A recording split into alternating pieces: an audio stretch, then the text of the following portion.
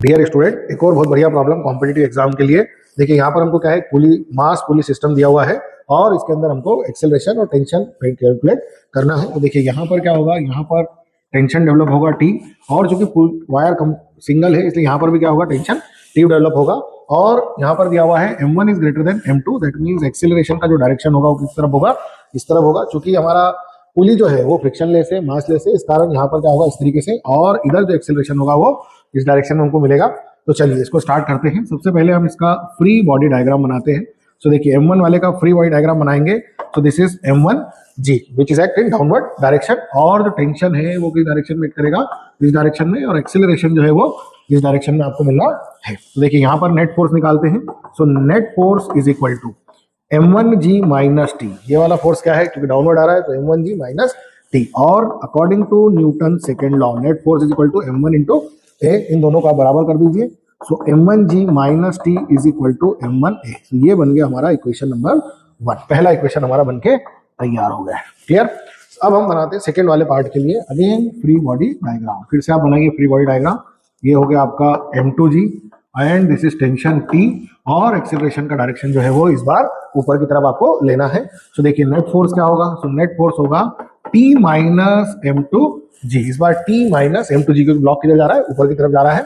Similarly यहाँ पर फिर से लिखेंगे न्यूटन्स लॉ m2a, फिर से इक्वल कीजिए। So T minus m2g is equal to m2a। This is equation number 2। इन दोनों इक्वेशन को आप सॉल्व करेंगे तो आपको a और t की वैल्यू जो है वो मिल जाएगी। Thank you. और बढ़िया कॉम्पिटिटिव एग्जाम के लिए question, motion of connecting bodies. देखिए यहाँ पर भी हमको टेंशन और एक्सेलरेशन ही फाइंड आउट करना है। तो यहाँ पर बनाइए टेंशन और यहाँ पर बनाइए टेंशन। ये टेंशन जो है स्ट्रिंग में लगेगा, कंटिन्यूअस है इसलिए एक ही रहेगा, और एक्सेलरेशन की डायरेक्शन किधर रहेगी, डाउनवर्ड डायरेक्शन। इधर वाले एक्सेलरेशन की डायरेक्शन किधर रहेगी, इधर। क्योंकि पुली कैसा दिया हुआ है, मासलेस फ्रिक्शन, लेकिन इसका कोई रोल नहीं रहने वाला है। चलिए फ्री बॉडी डायग्राम बनाते हैं m1 के लिए। फर्स्ट वाले मास के लिए आप जब फ्री बॉडी डायग्राम बनाएंगे so it will be m1g, और ये वाला रहेगा आपका t, और acceleration in downward direction. So m1g minus T is equal to f net, net force along vertical direction कितना मिलेगा, इतना, और according to Newton second law m1a mass into acceleration, दोनों को बराबर कर दीजिए। So m1g minus T is equal to m1a। ये बन गया हमारा इक्वेशन नंबर 1। सिमिलरली हमको ऊपर वाले के लिए बनाना है, यानी कि ब्लॉक नंबर 2। इसमें देखिए टेंशन का डायरेक्शन ये रहा, एक्सीलरेशन का डायरेक्शन ये रहा, और ये मास हो गया m2।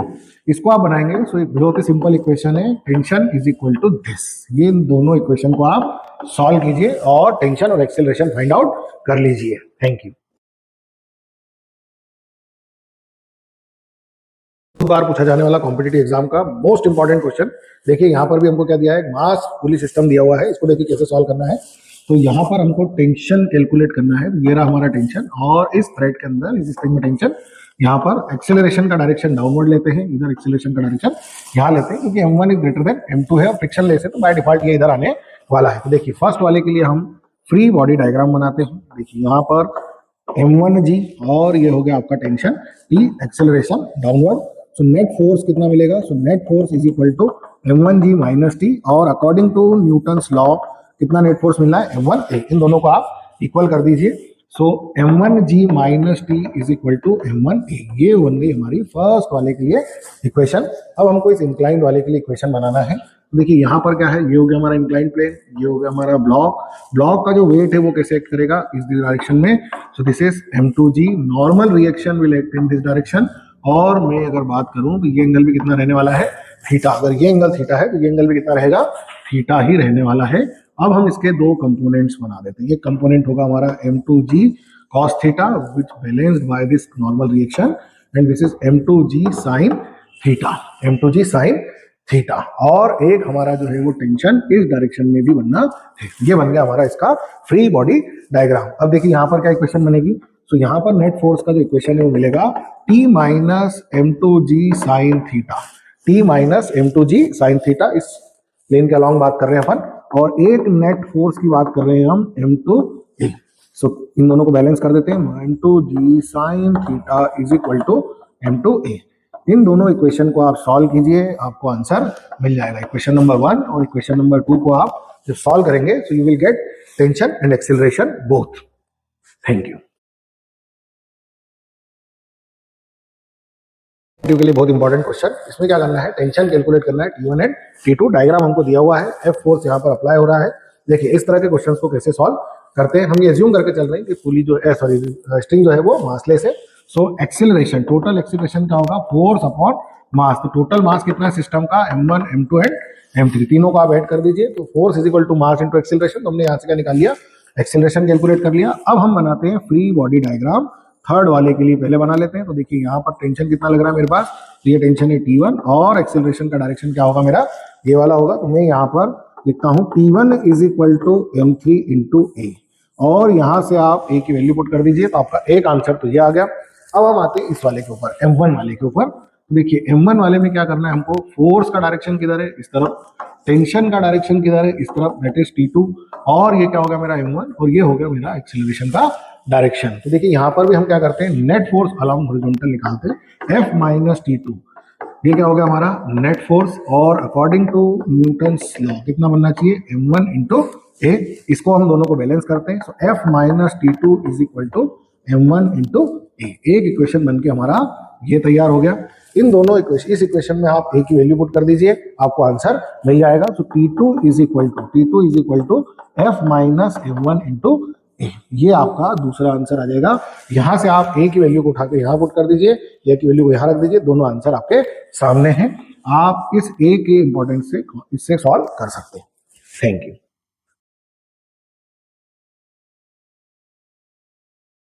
महत्वपूर्ण क्वेश्चन, देखिए क्वेश्चन आपके सामने है, हमको यहाँ पर टेंशन और एक्सेलरेशन कैलकुलेट करना है। अगेन हमको फ्री बॉडी डायग्राम बनाने होंगे। चलिए इसके लिए फ्री बॉडी डायग्राम बनाते हैं। पहले 3 kg वाले के लिए, तो इसका वेट कितना है, 3 kg हो गया। यहाँ पर डाउनवर्ड लगाते हैं, सो 3g करना होता है, तो g की जगह हम यहाँ पर कर देते हैं 30 न्यूटन। और ये हो गया हमारा टेंशन की डायरेक्शन T2। देखिए यहाँ पर भी टेंशन डेवलप होगा, यहाँ पर भी टेंशन डेवलप होगा, ये हो गया हमारा डायरेक्शन T2। अब हम डायरेक्ट इक्वेशन बनाते हैं। सो 30 माइनस T2, ये क्या हो गया, net force along this vertical direction, और इसको बैलेंस कौन करेगा, तो वो करेगा m इंटू ए, यानी कि मास इंटू एक्सेलरेशन, 3 इंटू ए। ये हो गया हमारा एक प्रॉब्लम।